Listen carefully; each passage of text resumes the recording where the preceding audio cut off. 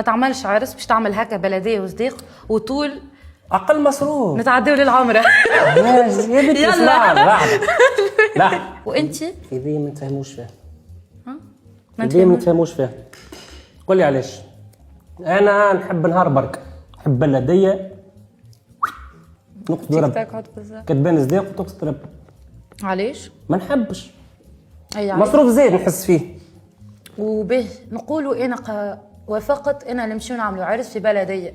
ها تيك تاك هذيك هي حط اسمك حسلو. انت بعديك شنو باش تعمل بيهم الفلوس اللي تفضل؟ نعمل بهم عمره ولا حجه. باش تهزني عمره في العرس؟ هي شي مشكل الفلوس هذوك نعمل بهم عمره ولا حجه. معقول جدا. الفواياج دو نص نتاعك معناها عمره ولا حجه؟ ولا حاجه مش خير؟ خير هو اغزلي باش نبداو واضحين.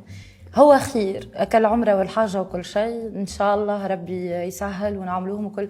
اما هكا ما عندكش هكا فكره بلو رومانتيك معناها؟ والله ليه الجمله من حكيت هذوك ما نحبهمش. تم بعد يجي واحد. معناها انت ما تعملش عرس، باش تعمل هكا بلديه وصديق وطول اقل مصروف نتعداو للعمره.